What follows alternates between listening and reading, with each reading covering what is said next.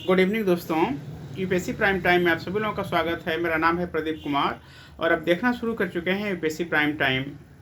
आज का टॉपिक हमारे लिए बहुत बहुत महत्वपूर्ण है। टॉपिक हमारा है रूस को चीन के पाले से निकालते ट्रंप।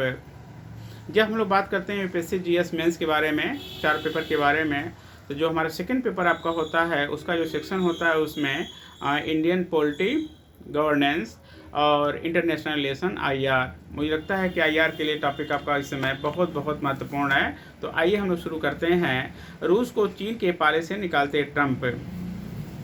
अमेरिकी राष्ट्रपति डोनाल्ड ट्रंप ने रूस के साथ वर्षों से चली आ रही अनबन दूर करने और संबंध सुधारने के लिए कुछ अप्रत्याशित कदम उठाए हैं।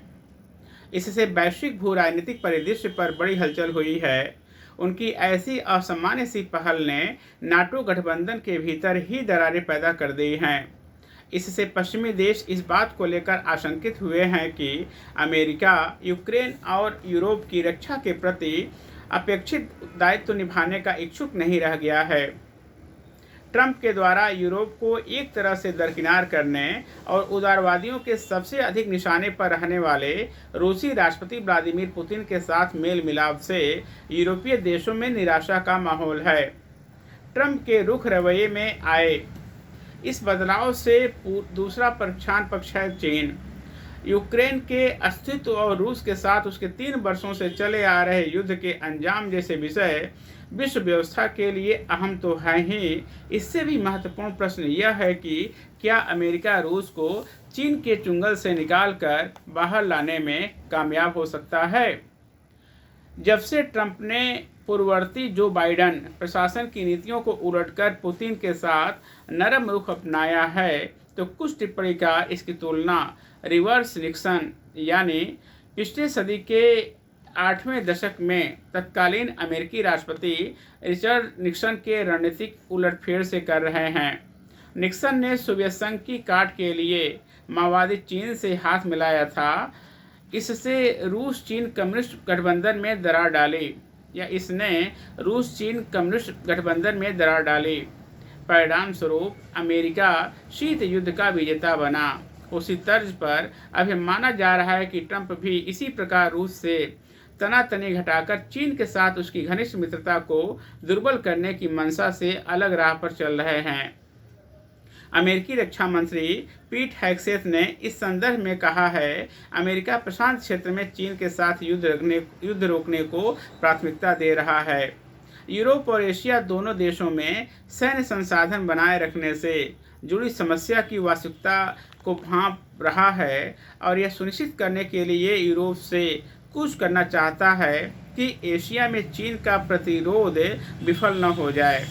इसका अर्थ है रूस के प्रति सकारात्मक रवैया अपनाकर यूक्रेन युद्ध का अंत कराकर और यूरोप की सुरक्षा का भार यूनियन देशों के हाथों सौंपकर अमेरिका अपनी सैन्य और सामरिक ऊर्जा को हिंद प्रशांत में चीन के विरुद्ध केंद्रित करने का प्रयास चाहेगा। इससे पहले बाइडेन प्रशासन ने भी चीन को अमेरिका का मुख्य प्रतिद्वंदी करार दिया था, लेकिन यूक्रेन युद्ध के कारण अमेरिका यूरोप के सुरक्षा मामलों में उलझ गया और एशिया में चीन का डटकर मुकाबला नहीं कर पाया। जहां तक यूक्रेन युद्ध की बात है तो इसने चीन को लाभ पहुंचाया है। इसके चलते रूस पर पश्चिमी देशों का आर्थिक प्रतिबंध और दबाव बढ़ा, जिससे रूस चीन पर अत्यधिक निर्भर होता गया। इसी स्थिति में मॉस्को और बीजिंग ने असीमित मित्रता का ऐलान किया था। नए शीत युद्ध के अंतर्गत चीन और रूस सशक्त संयुक्त मोर्चा बनाकर अमेरिका का मुकाबला करने लगे थे और इससे चीन की वैश्विक महत्वाकांक्षा और मनोबल को नए पंख लगे। यूक्रेन युद्ध का दूसरा फायदा चीन को इस प्रकार मिला कि अमेरिका का ध्यान यूरोप में मित्र राष्ट्रों की ओर केंद्रित हो गया। इससे एशिया में चीन के विस्तारवाद से भयभीत अमेरिका साथियों की पर्याप्त सामग्री और सहायता नहीं पहुंच रही थी। वैसे तो अटलांटिक और प्रशांत क्षेत्रों की रक्षा एक दूसरे से जुड़े हुए मुद्दे हैं, परंतु अमेरिका द्वारा रूस को खतरनाक दुश्मन करार देने से चीन और एशिया में मनमानी करने की काफ़ी ढील और सहूलियत मिल रही थी।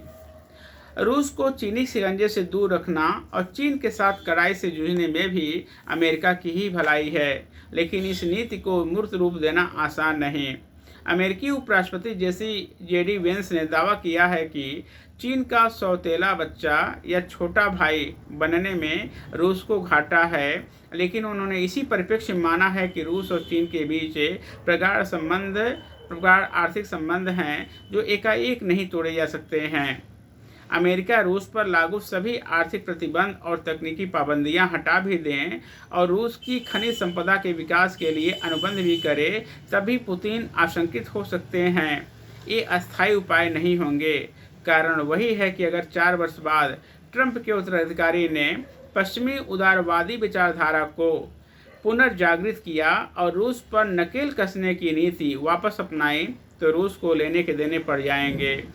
अतीत में निक्सन की अपनी नीति में सफलता इसलिए भी मिली थी कि तब यूरोप भी अमेरिका से सहमत था।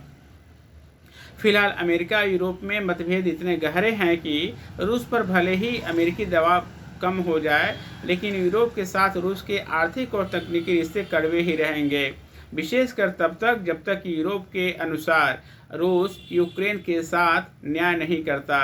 वहीं मास्को के नज़रिए से बीजिंग कई मायनों में वाशिंगटन से विश्वसनीय और स्थिर लगता है। इसी कारण पुतिन ने दोहराया, चीन के साथ रूस के संबंध सामरिक हैं, ये छड़ी घटनाओं से प्रभावित नहीं होंगे और बाहरी कारकों से बाधित नहीं होंगे। चीनी राष्ट्रपति शी जिनपिंग ने लिखा है, अंतर्राष्ट्रीय स्थिति चाहे जैसी भी बदलती हो, चीन रूस संबंध निरंतर आगे ही बढ़ते रहेंगे। तमाम अड़चनों के बावजूद अमेरिका अगर रूस के साथ रिश्ते सुधारेगा तो चीन पर रूस की निर्भरता थोड़ी कम होगी और रूस अमेरिका से कुछ अल्पकालिक लाभ प्राप्त करने में भी संकोच नहीं करेगा। इस गतिशील अंतर्राष्ट्रीय परिवेश में अंततः मौलिक परिवर्तन होगा या नहीं, ये तो समय ही बता सकता है। हम इतना जरूर मान सकते हैं कि रूस के प्रति ट्रंप के बदले रवैये से चीन चिंतित है, और अगर अमेरिका रूस बेहतर संबंध होंगे तो यह भारत के हित में भी होगा। यदि रूस चीन के दबदबे से उभरे तो भारत के लिए खुशखबरी होगा। यूक्रेन की अखंडता और सुरक्षा की फिक्र सबको है, लेकिन वैश्विक भू राजनीतिक दृष्टि से ट्रंप के नए दांव अवांछित नहीं हैं। तो आज के यूपीएससी प्राइम टाइम में बस इतना ही। आप लोगों का बहुत बहुत धन्यवाद।